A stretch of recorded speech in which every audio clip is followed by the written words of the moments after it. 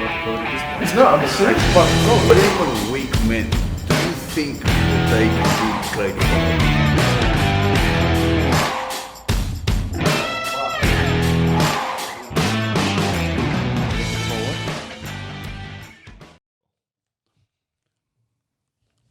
So to all the victims in the world, genuine and made up, what do they want? Like, what do victims want? Is it justice? Well, I think it's safe to say that we're all victims. Yeah. So, are you a victim? I think I am. I mean, look, I do want justice in my life for many things. Like, even now, I still feel, that many people have slighted me. I've been a victim to many things, and I do feel a sense of justice. But I think there are people that I have looked to in my life, like Kanye West, for example, has been a big inspiration to me, and he has kind of got me out of this mindset of using my environment as a crutch, as an excuse for my failure, because I've failed a lot in my life, many times. And I think all the times I failed, I don't know if it's instinct. It's definitely not instinct. I think maybe the idea has been put into my head by other people. I've always blamed others. I still do. Like, I will initially blame someone else. This is someone else's fault. This person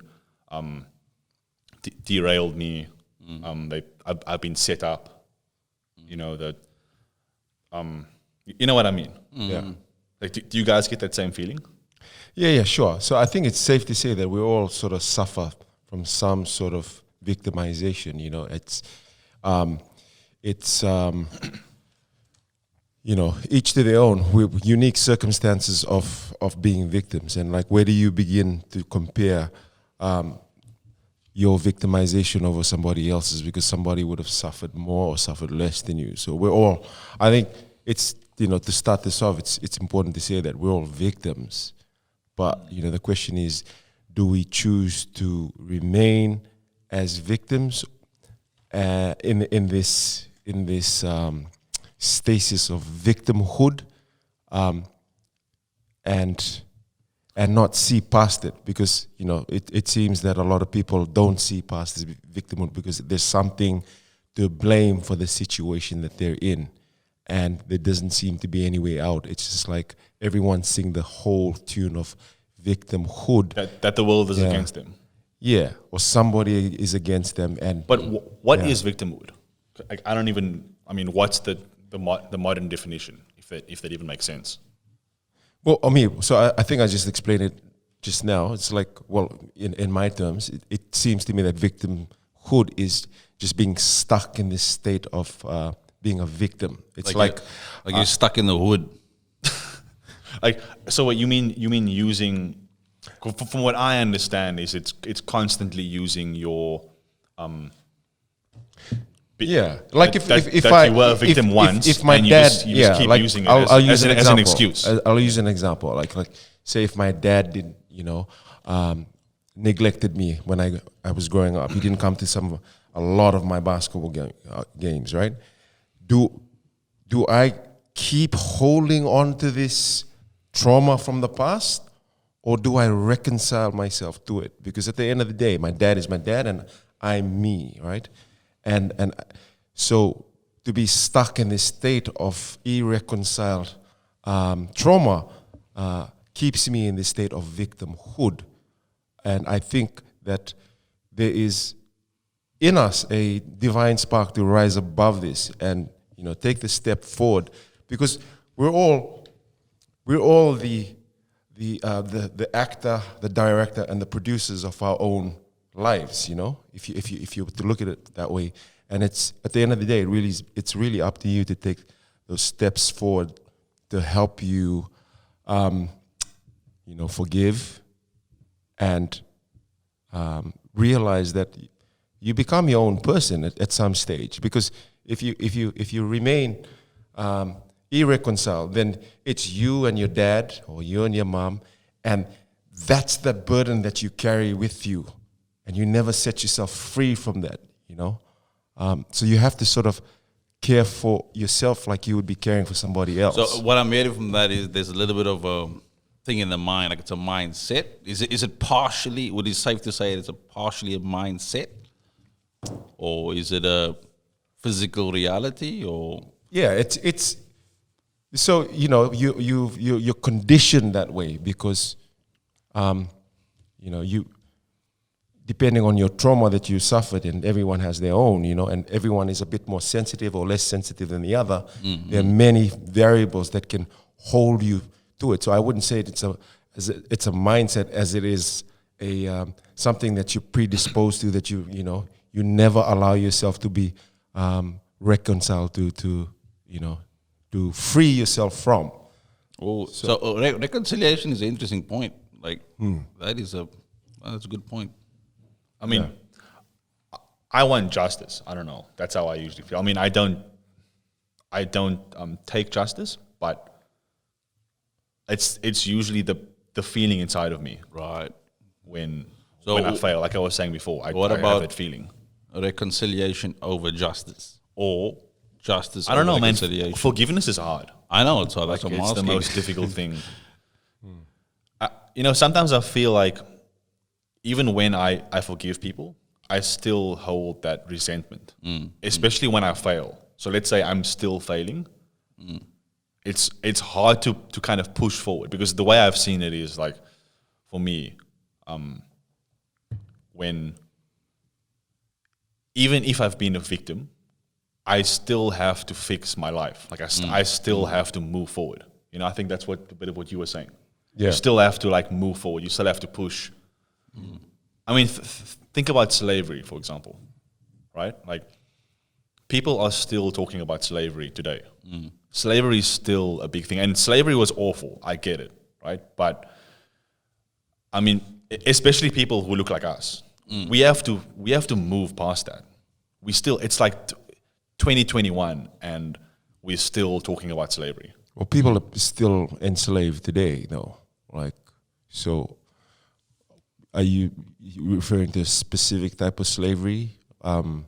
Because there's slavery still in the world. I'm talking about the slavery that is present in what the media talks about, what the news presents as this, that slavery is the reason why certain communities are suffering today.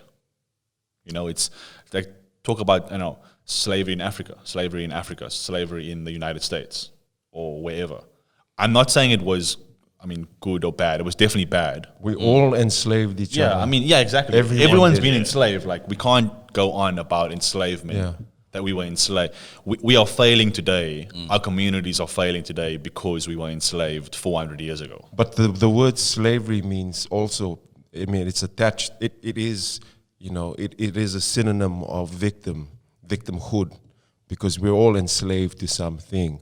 Yeah, and like a mindset, a slave mindset, like a condition that's, or a traumatic experience, or like your ego that doesn't get any better, and we can do so much to help understand those things if we, we acted a bit more reflective and because think about this, it's all the people.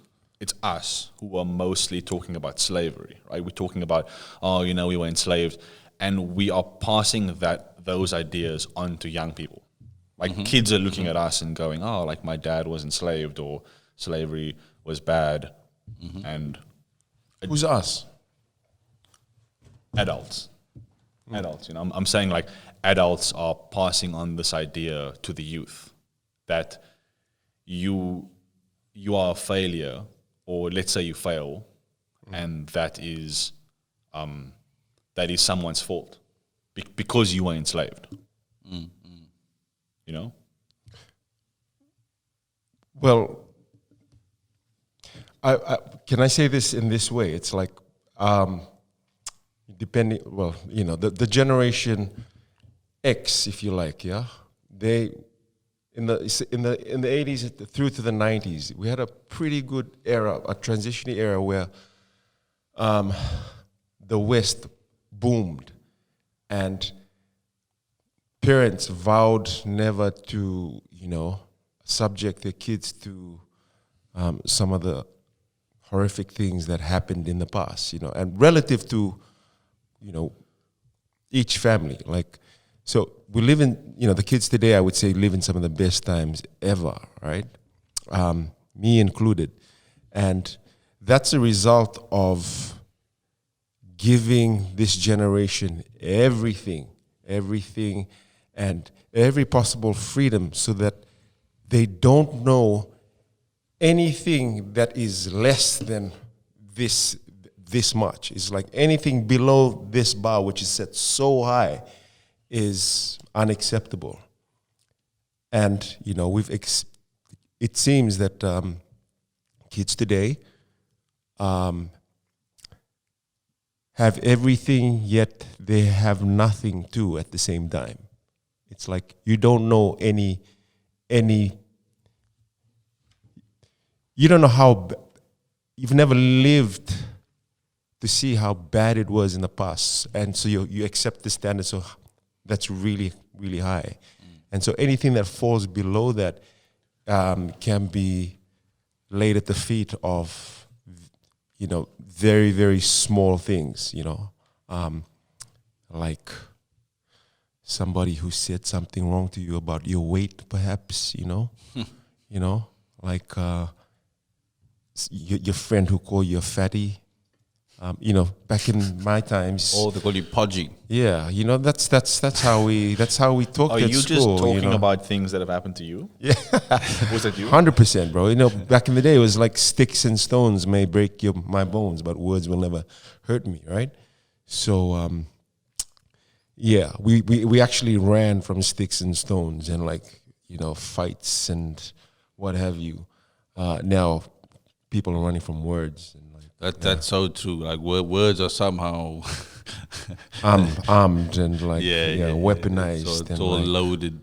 But so you only give words power if you, depending on how you receive it. So I don't think there's strength enough in an individual today that they can take words and say, these are just words. Like the N-word?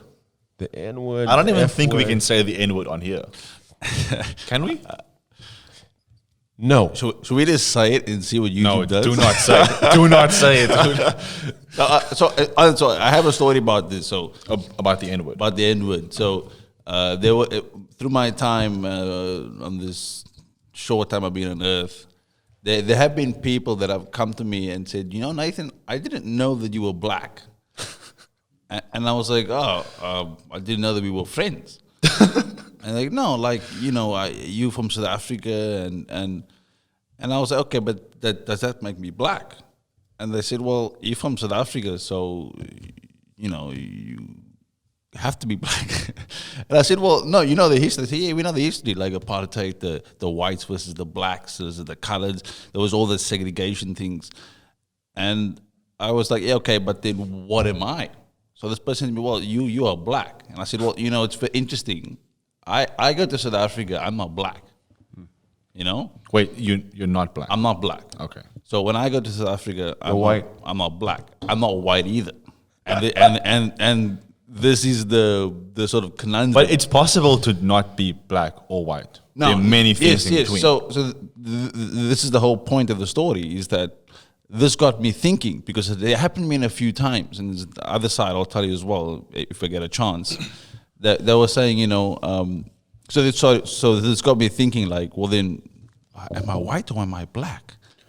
And I was fixated on these two things, as if these were my only two options, as if there's only two things, and I have to choose. And some time had passed, and I really thought about it, and I was like, well, damn, well, what am I? Then I realized, I was like, but I'm neither. Well, look, in Australia, I'm considered three things. I'm considered to be black, weird, or South African. Those are the three things. And so the black thing was interesting because this person said, But who thought you were black? so Clearly you're not black. So this person said to me, but the first time I met you, I just knew that you were black. You didn't have to tell me you were from South Africa. But see, wait 1 second before you continue. The very fact that you have to bring it up, like, I knew you were black, that already is doubt. Like, how do you not know I mean, if someone is there black? was background conversation, but the person said to me, I knew you were black. Unless, of course, they mix. It's like, I don't know, black Okay. mixed with something. Yeah. Then you can't So- tell. so- But so- I think you can clearly tell. So I asked this person, I was like, but like what like just let's be open. You just tell me what made you arrive to a conclusion. And she said to me, well, it's the way you talk, it's the way you walk, and it's the way you act. And I was like, interesting. And so in her mind, I fit the black category. Did you think you were a victim as well? Was She there probably victim? did. She Was probably there did. victim in there as well? Or? I said to her, look, I'm not a victim. No, she probably did, but this was fascinating to me because I was like, you just, and I should have corrected her, but I didn't. You just left it with that. But the question is, and I want to know, was she trying to drive at some because of your the color of your skin? Was she trying to No. tell you about the fact that you fit into some category of victim? Yeah, that's what I was asking him. Is it because she Now- thinks maybe Yes. she heard you? So I don't what- know. She got a vibe from you, or No. So the conversation, it wasn't. I don't think we arrived to that point because I was so shocked that this was the conversation. So I let her talk, and she was like, yeah, it's just the way. And she told me I like the black guys. I like my men darker, and keep in mind she was 2 shades lighter than me. So, like in the shade, you couldn't tell the difference. And So you weren't victimized. You were like you were predated. Is that a word? Predated. dude, maybe she thought you, because I think that can be an insult today, because that word victim, Yes. like Yes. being a victim now is only associated with certain groups of people. Yes. So now that's what I'll probably get into that a bit later. But that certainly is true. Because what, hold your thought, Yeah, because yeah, what I yeah, wanted to say before you come off that, because you said black versus white, especially Yes, in South yes, Africa. yes. Like, white people are almost never victims, because I never ever hear, and it's not just white people, it's Asian people too, and certain other groups, they never complain about slavery, or they never complain about, it was a war that set us back, or it was this that set us back, or our community failed because of this. It's not, victimhood is not part of white culture at all. Like, I've almost never heard any white person complain about victimhood. Yes. I disagree. You've heard that? Yeah. You've heard them complain? Yeah. Was it the Irish versus the English? Yeah. yeah, that's Sure. true. That's up That's there. that's a form of victimhood. So explain what you mean, though, Simon. Like you're talking about in general terms. It Yeah, seems just general, because what I see, let's say on the news, right, or maybe not even on the news. It's not the news. I don't watch TV. I don't watch the news. No, it's I can't think of an exact source of where I've seen it, but I'm just saying I've never.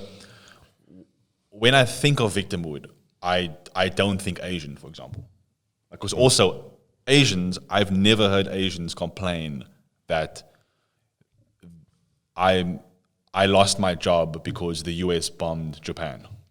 I've never heard that ever, and that was the other day. I have heard like a Beijing person tell me, no, sorry, she was from Singapore. She said, my family's life is jacked because of the Chinese. Yeah. Yeah. Because they got a whole different war that happened there. And, No, I know, but Singapore I mean- and China. What I mean is, I mean on mass scale. Right. I've never heard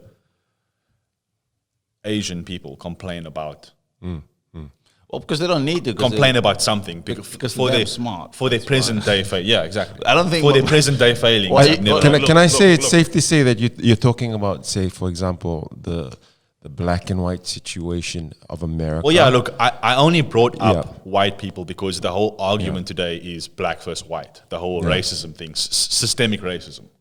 Yeah. It's never any other races. It's always just black and white, black versus but white. I think that's also a result of what's being perpetuated in media that makes it seem that that's the only discussion, and media is quite powerful like that. And let me explain that, because that's the most obvious. That's the most, if you're going to make something about race, let's choose a certain topic in history, and that's what that's what seems to be done quite popularly. Is that let's take a point in history, in American history, like the Civil Rights War, and let's just explode that narrative there and talk about the enslavement of black people and how they had to rise. So I get what you're saying. So if we were talking about, say, the atrocities that the Japanese committed against the Chinese, and get this straight, the Chinese haven't forgiven the Japs for what they did that they did to them in the recent wars. That's still an ongoing thing, but it's not blown up you don't see it in the media as much as you do what is quite common. And it seems to me that it's a selective part of history or a debate that is put out there, so that it's always a black and a white thing. By the way, can we come back to that? You were saying something important earlier about the South Africa thing. Before I cut you off, I was talking about the black versus white. Yeah, but like that, I was going to say that for the other topic that we we're going to talk about. Oh, yeah. Yeah. Because there's a lot, and there's a lot in there, like Morgan was saying as well. Because you can take anything, right, and you can snip, you can focus in on a period. Yeah, I guess and it's you what can zoom in. It's what you're being shown, and you can isolate that entire incident and say, look how bad that is, without any context on either side. Yeah. I mean, I guess it's what you choose to talk about. Yeah. Yeah, for sure. People can present you with anything and say, this is the thing. And also the whole victimhood thing, like I guess we are told that we're victims. Yeah. Well, look, I want to talk about the narrative that seems to harp on about victimhood today. That it seems like we're living in an era that,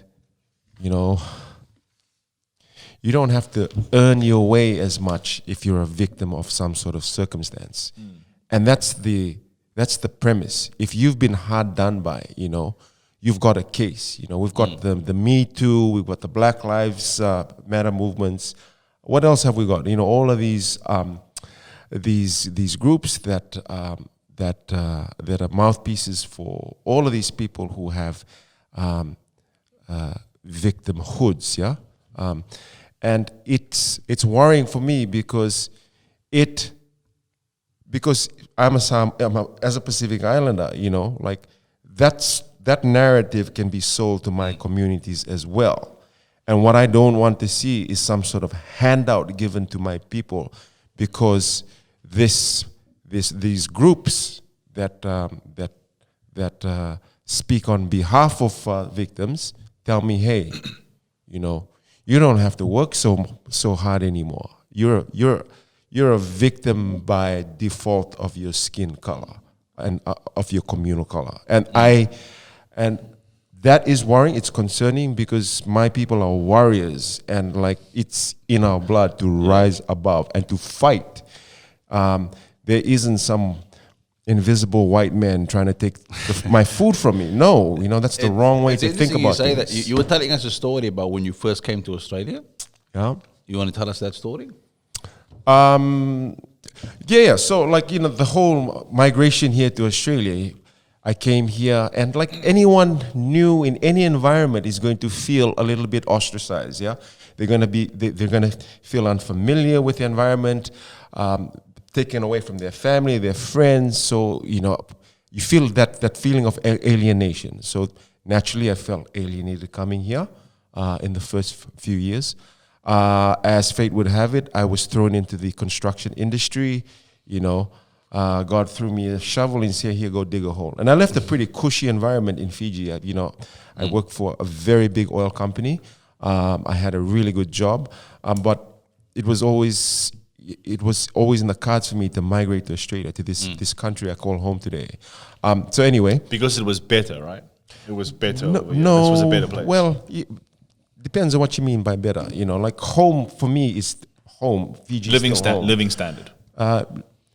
Again, Was it a better living standard? You came here because opportunities are better for sure, for sure. But like there are things back home that you don't get here that you could say are better there. But in terms of setting myself up financially, if you like, getting better jobs, or more importantly, a passport. Yeah, like to have an Australian passport is a big thing from where I come from, because if you have that blue Fiji passport, it doesn't get you very far in the world. You're very limited to where you can travel. You're seen as It takes you to the third world and back. That's right. I can only go to South Africa and back home to Fiji. So anyway, long story short, guys. So coming here, like I've been here 8 years. Yeah, I was very fortunate to have worked at grassroots levels, and I think it was a wonderful opportunity to work from the bottom slowly upwards, because it allowed me to work with grassroots Aussie people. And as I worked alongside Aussies, in the dirt, I realized that Aussies aren't very different to me. We all want the same thing, peace and quiet, and they're doing it tough as well. And these were white Aussies in the trenches with me, with families that were doing it tough. That some of them had casual jobs, some of them, had permanent jobs. People of all different skill sets, all trying to make it better for themselves. Anyway, as I progressed, the company that I work for realized that I had a master's degree. I've had all the sales and marketing experience behind me. They pulled me out of the trenches. I started to work on the other side of the table, recruiting people. So I became pretty much a consultant recruiting people. And so recruiting people in the blue collar space allowed me to see all of these people coming in to get work, who couldn't find work in the ideal work they wanted. So, people who can't find the ideal job. Say for example, if you got a PhD and you can't find work, in a specialized field, you're gonna have to make do and do some digging or what have you. Yeah. So what I found was all of these people from all different walks of life. Yeah. White, black, yellow, Blue. women as well. Women. They all had a story to tell. And a lot of them had like degrees or didn't have degrees. And as much as I tried to, categorize or to see if they, it seemed to me as a recruiter that everyone was doing it tough and everyone had individual stories, right? And a white guy who came in there didn't necessarily have it better off than an Indian guy who, had a PhD, for example. They both had it rough, and it was in accordance with their circumstance. And so, you hired people and based on their attitude to work. And it all came down to attitude, how bad they wanted the job. And people stayed in their jobs not because, they had a better degree or, they just had better attitude to work, yeah? And as much as we tried to put, to try and make the workforce more diversified, by, say, like in a... Wait, did someone tell you to do that though? When you said we try to make it more diversified? Every company pushes this sort of value, yeah? To have a diversified So they workforce. actually tell you have to have diversity. It's part of policy. Yeah, so it's a policy, yeah? Yeah. But what does it mean, before you continue, what does it mean to diversify? It means to try and get as much multicultural people in your workforce. And that's, for lack of a better word, it seemed to me a silly idea, because as I recruited people, what I observed was there was a certain group of people who like doing this sort of job. Say, for example, the Indian folks, they like standing at on the assembly line doing repetitive jobs. The white guys didn't like that job so much. They liked driving, say, the bigger machinery. So these The are Samoan guys, These they are like all the observations yes, you made yes. while you were. And as much as we wanted people to say, hey, like there's too many white Aussies doing this job. Why don't you guys come and work over here so we can get an even mix of Mambas? It didn't turn out that way. People choose what they want. Bro, that's a hard Yeah. call. So that happens. People. So this is happening in companies. Apparently, it was No, well, I they're mean, saying. so it's encouraged to diversify. They don't push people to do it that way, but when but people if it isn't diversified, they will push for it. I'm assuming. they will it seems that way. They will encourage to the point of questioning if there's, and then when you tell them, hey, this is just it. It's like, for example, like women, for example, yeah. Some jobs in recruitment pay higher, yeah, and these are often the riskier jobs. These are jobs that require you to go up scaffolds and like clean like dirt off like windows, say for example, and they pay a lot higher than say someone who works on the assembly line, or holds the lollipop sign at the bottom. And as much as we try to encourage women to, do some of these higher paying jobs, they refused. It's like, no, I want to do, this is an easier job. Okay, but have you ever heard a diversity agent or whatever job that is? Have you ever heard one of them say, "Oh, there's too many women doing this. How about we get some men in here?" Or have you ever heard, you mentioned Indians? No. Have you ever heard them say, "Oh, guys, there's too many Indians doing this. How about we get some more white guys in here? How about we get some more black guys in here?" Have you ever heard that? No. They listen again. I'll go to the fact that they try and encourage. No, but you know what I mean. I'm not saying that they I know literally something. say They that. don't I'm enforce saying, it. It's not an enforced thing.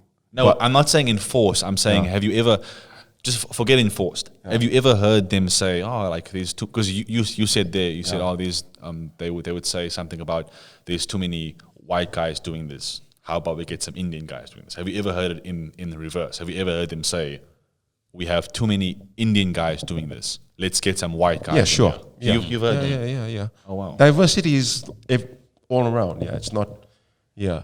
So maybe Because I heard from an idea that I've heard people say that diversity just means less white people. That's what I think it means, because I've heard people talk about this. They say that that's what's commonly pushed in media, and I'll go back to that's the easier way to push that narrative forward, so it's like it's an indoctrination of this wonderful virtue that all companies need to subscribe to, and it's easier to say black against white than yellow against red, say for example. Yeah, so it's the easier narrative to push it in any media, right? And so it's always the black guy versus the white guy. And that's what concerns me, is that like, if we're sold this narrative, then I subscribe to it, then I reduce myself to a handout type mentality. yeah, because it's the whole racism thing, right? So it's like you have been a victim of this thing, so we have to help you get this job now. So Yeah. less privileged people, and let's get more people in there who are suffering somehow. Like, Yeah. do you ever think that sometimes you got the job because you are a victim, or you are a person who is supposed to be a victim? Like, that's supposed to be attached to your part of who you are, is that your people suffered so much, so now you should be helped. I haven't gotten a job, but I have gotten free lunches.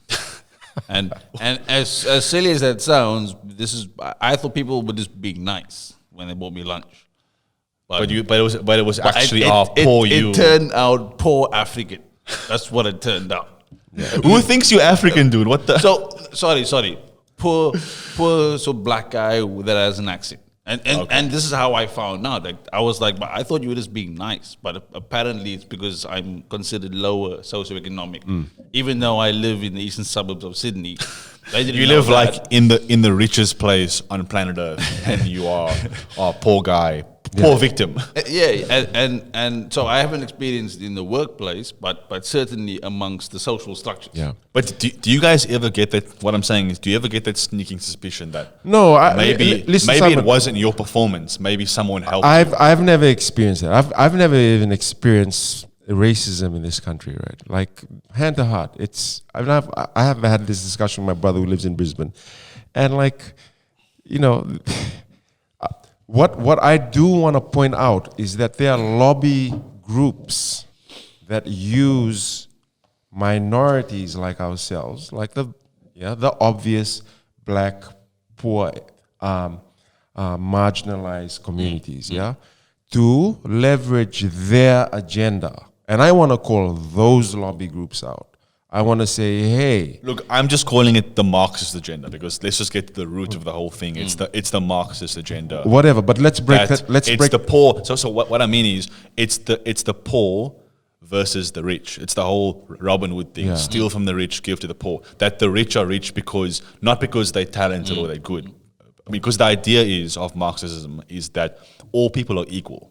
And so if everyone's equal, then how come the rich have all the money? And so the idea is you have to take it from them by any means. So it's like, there's all of these people have these high-paying jobs. They don't deserve to be there. So let's even the playing field and let's put some people who are enslaved previously, like 4,000 years ago, to level the playing field. Yeah, I mean, so it's rooted in that ideology. And Sorry to just blurt that out. I feel like we were talking around what the obvious thing is. No, okay, No, yeah, eggshells. but it's but you have to break that down to some Yeah. extent. Because, Like, okay, here's why. Hang on, let me finish. So we can go right to the bottom of it and say yes, it's Marxism or whatever you want to call it. But for me, it's like because there's big money, there's money allocated to lobby groups who are supposed to scream social justice or scream social injustice, yeah. And those are the groups for me that are harmful to communities like ours. It's like you're not helping my people by telling them that some white dude's taking their lunch or taking their job. That's a toxic thing to say. Because you said earlier you have to earn your way, right? Yeah, you have to earn your way. It's like, man, I've come to this country. This country has allowed me in. I've come with all the skills that I've come here with. If anything, the Aussie should feel threatened by me because I'm coming here to steal his lunch, right? Yes. Now that's an important thing you raised Yeah. because they are threatened by Absolutely. And there's a but it's not threatened in the sense that because you are black. It's not threatened No. because they are Chinese. No. Threatened because people don't like foreign people. Like Well- the Aussies don't like the English coming here taking their jobs. No, well, That's the same I thing. think the more accurate thing to say is that if, say for example, social groups don't like other social groups. Well, not in the way that you're making out. I'm to be. not- Yeah, I'm but Like we in the East hate everyone else. like Anyone that is like 500 meters away from my house, let me I don't like. Let me articulate There's a on truth to Nathan's that. point. Yeah, let me articulate on Nathan's point because I've thought about that. Like I've actually thought about that. It's like, say for example, there were just two types of migrants that came into Australia. Yeah, two types: Samoans and Chinese. Yeah, and there's like 100 Aussies, and in came a boatload of these two types of migrants. 2,000 Asians came in, and 50 Samoans came in. Who are Aussies going to feel more threatened by? By the 2000. Right, and that is the real reason behind why Aussies feel threatened by, say, a bigger cultural group. They don't feel because wait, hang on. Let me finish. Yeah. Because if you ask every second Aussie about like a Pacific Islander, they don't feel as threatened by Pacific Islanders like they would, like say, an Asian fella, because Statistically, they are more afraid because Pacific Islanders commit more crimes than Asian. not in the way, So not just not, putting not- it out there, not in the way, statistically. not in the way that we mean though. We're talking about this guy's coming to take my job. Yeah. So that's the scariness we're talking about here. It's like the Asians, because they come with a lot more like tertiary skills. Right. No, but also because they are culturally different in big ways. Like if English people came here, it's different because this was a colony started by the English. The English built But this the Aussies don't country. like the English either. You know, they don't like the English, but they would prefer it if English people came here than to Asians. Well, Because- anyone would prefer any other race that's more aligned with theirs. Yeah, right? that's what I'm saying. Yeah. The Yes, fear, that's what I'm the saying. fear Right. is less Yeah. for. And and anyone who's less of a threat by a group that comes, they'll be more accommodating too. And also, Asians and English people are not victims. It's not part of their culture. You know, they're not. Again, I disagree. don't want people- you don't think I so? disagree. We're all victims, yeah? But the narrative seems to be, and it's made out to be, that it's black versus white. And what we're seeing is a snippet of what is more common to the general populace. And so they'll play on that narrative. Everyone is victim, and everyone has been victimized by someone or the other. We've all screwed each other over. And that's the sad thing about people today, is that we don't realize how horrific our history was. You know, we only take a snippet of what is relevant today, like give me a break and cry foul. You know, what's relevant, what is relevant to my victimhood today? I take a snippet because the media loves to, you know, antagonize and perpetuate and propagandize. And so that narrative fits in with their victimhood today. And it throws out of context the whole horrific events of our entire history. And that is a massive thing to leave out. Yeah, we're all victims. It's how we rise out of the state of victimhood that matters. We have that capacity. We don't know our full potential. And therefore, you know, the right place to start is in your own house. Start with your own room. In the words of my man, Jordan Peterson. JP, if you're out there, baby, holla at me. We actually emailed Jordan Peterson, but he didn't reply. I'm to any going of to my get him on emails. here one day.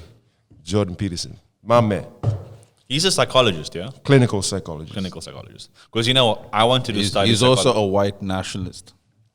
There was a movie that depicted him as a white. I saw that, yeah. Yeah. But you know, he's a psychologist, right? Like Clinical psychologist. clinical psychologist. Because back So in the he's day, also a white nationalist. so back in the day, I wanted to study psychology, but I Right, did right. community services first, which is basically community organization, which is socialism. Yes, I agree with that. So interesting thing. Anyone that studies community service is a socialist by definition. Yeah, that's what I think. I noticed everyone there had some kind of thing about that they were a victim to something, that something happened in their life, and it was revealed. Like because I noticed that in that industry, I clashed with everyone. Like they absolutely hated me. I eventually left because I didn't fit into that group.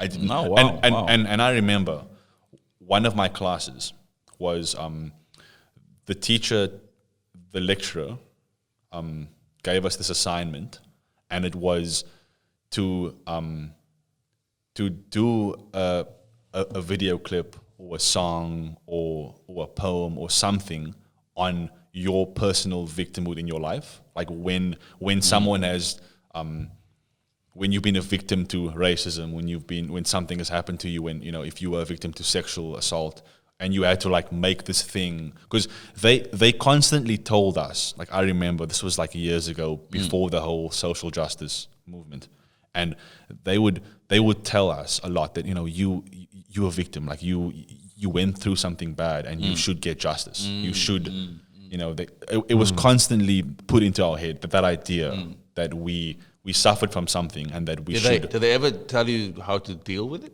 Yeah, they did. It was all about. Well, see, the thing is, the book. Have you heard of a guy called Saul Alinsky? Yes.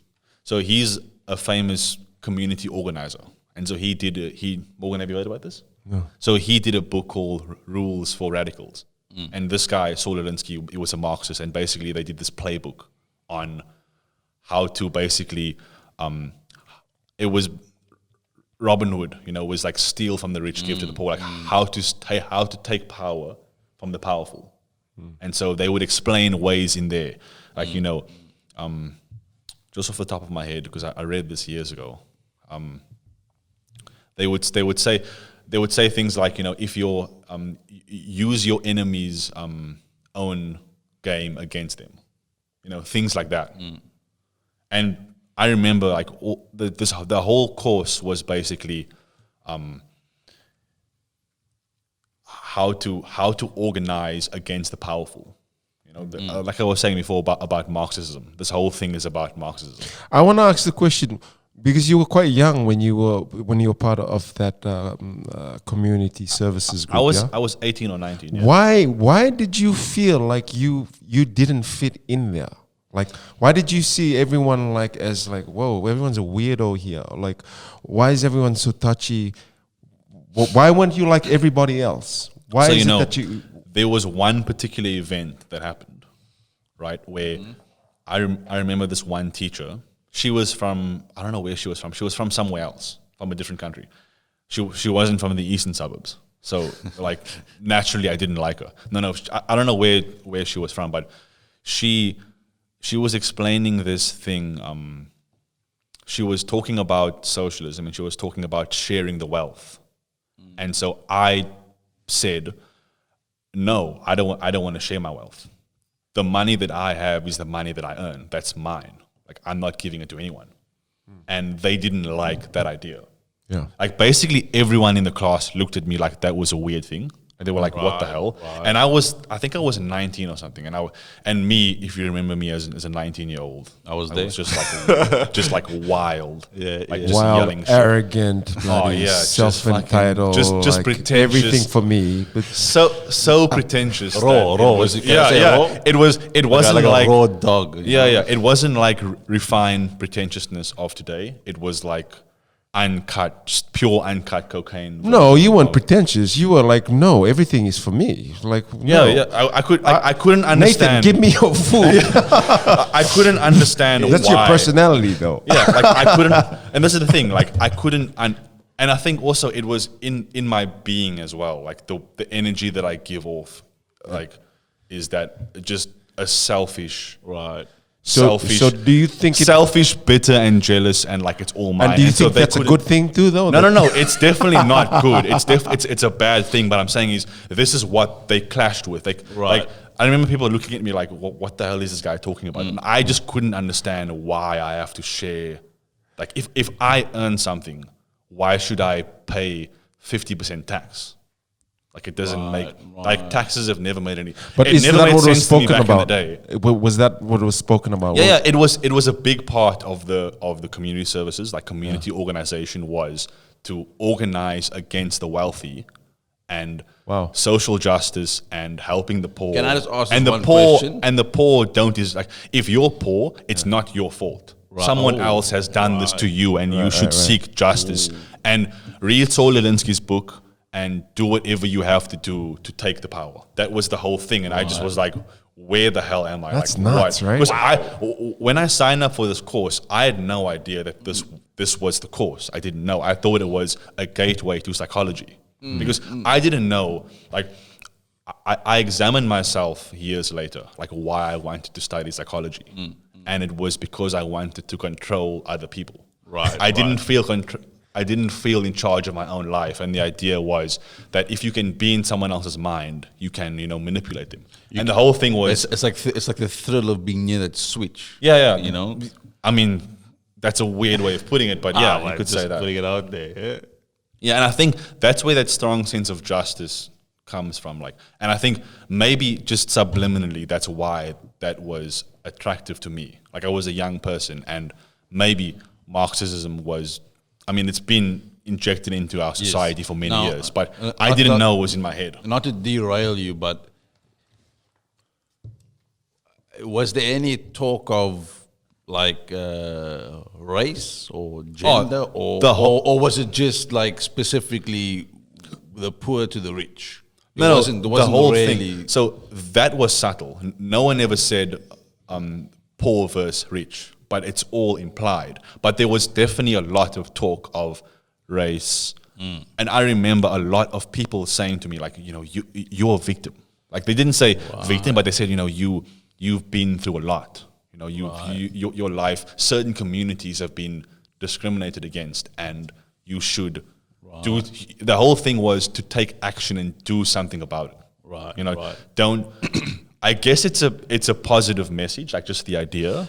But what was behind it was your failure is not your own. Right. It's someone else's fault. That's the idea that I got. Right, and Subtly. and this is I guess is why we need to be critical about ideas. Yeah. Like sharing the wealth sounds fantastic.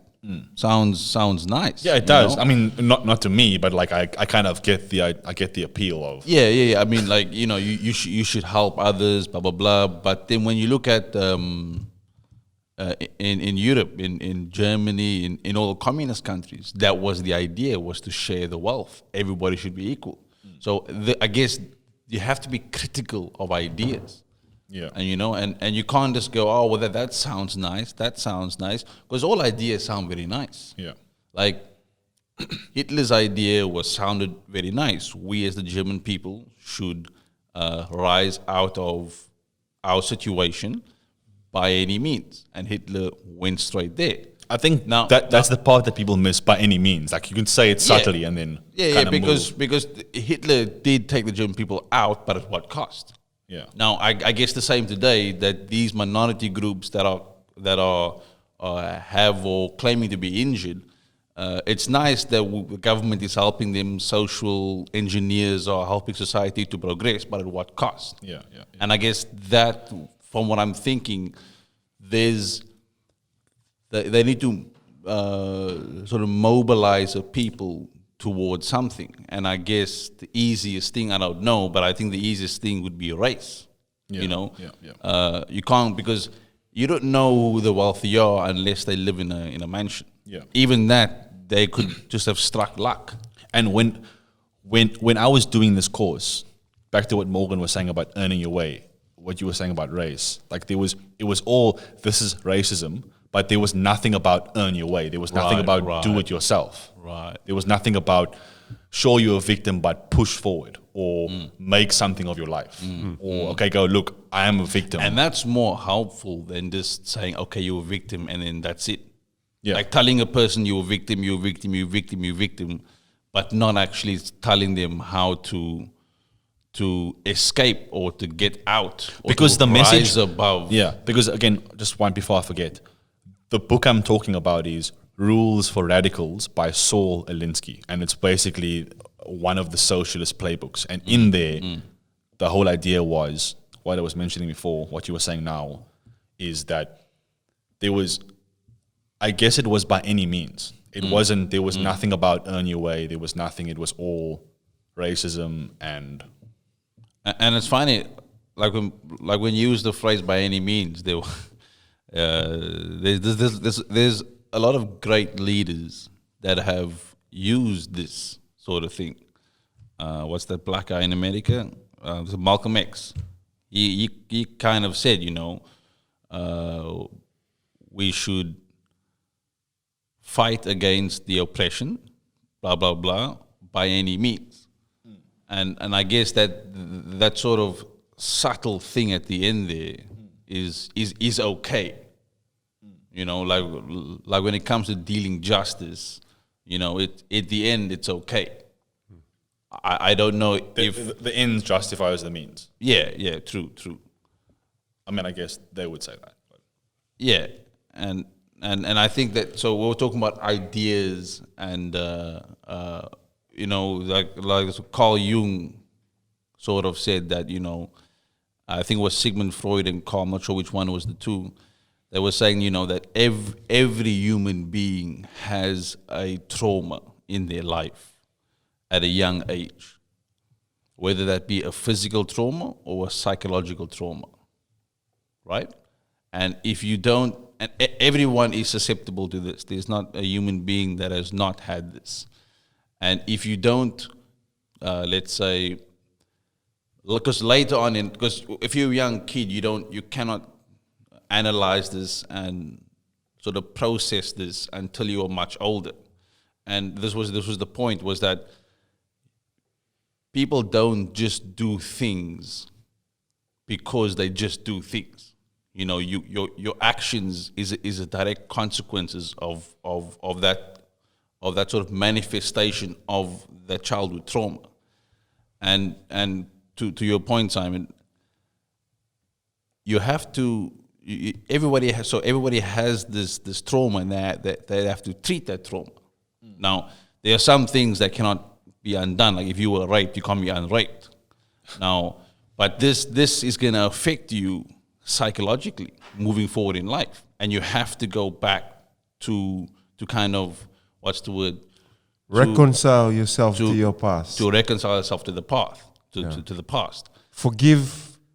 And this is what we're talking about. Is Forgive and earn your way. Yes. Now, but what do you mean? No, sorry. So there are these groups that don't offer this. They just say, no, it's because of that person that I'm a failure. And what happens to them? They just go because, and then they die. Yeah, forever. Their whole life. And then you've now unset a generation of people that thinks like you. My father died because of someone else. Well, it's not. It's not as simple as that. It's leaving a wound unattended to. Yes. And reconciliation. Like if I can bring it down as simple as reconciliation is supposed to heal those wounds. So, and if you tell somebody that no, you need this because that happened to you, it doesn't really help heal the wound. And so to me, it's the wrong way to tell anyone who is suffering, any kind of trauma or any kind of ill that's happened to them. What would you say? I mean, we're talking about you have to. I mean, I like that you have to earn your way. Yeah. So, what does that entail?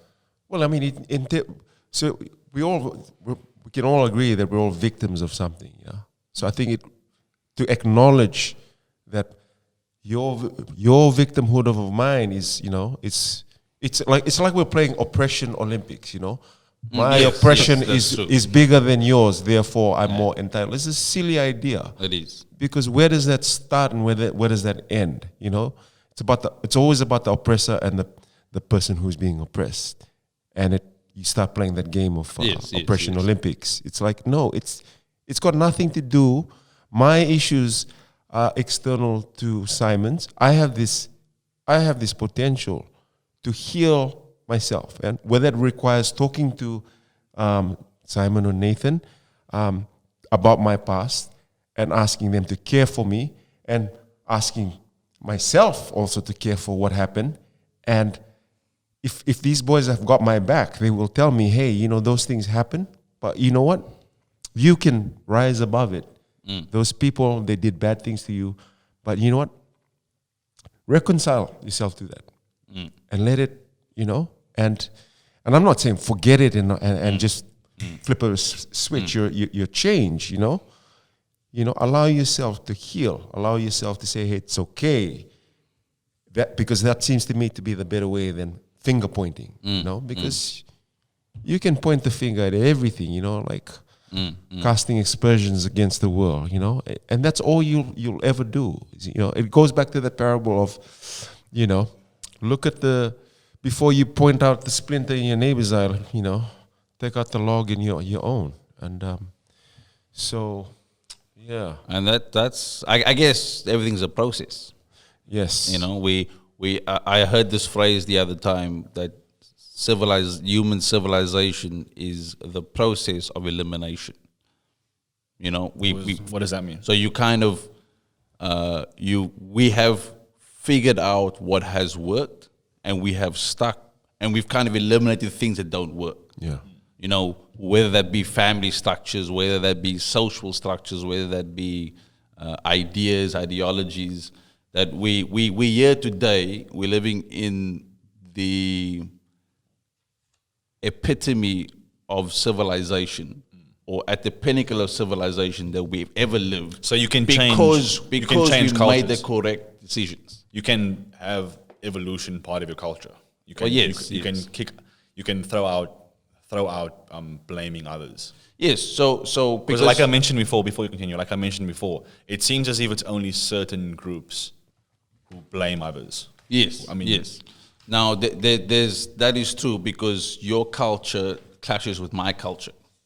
So then I would ask the question, well then, like, you know, do you define culture or does the culture define you? Because you have to go somewhere. You can't just, this is my culture, this is what I do. That's your culture, that's what you do. I don't think that that's helpful. And Simon, to your point, you know, it's so the same as it is for individuals playing the Oppression Olympics. It also, you know, you can also say the same about it. When you say it seems like other groups are more, you know, are more victim than the other group, or they seem to be more. Because you know, my group are massive victims. yeah, but I wish they would yeah, shut the hell up and just get on with it. All right. That's that. And that's a wrap, I guess. you didn't want to continue your point? No, that's it. That kind of closes your point. All right. That's for you to take to the grave.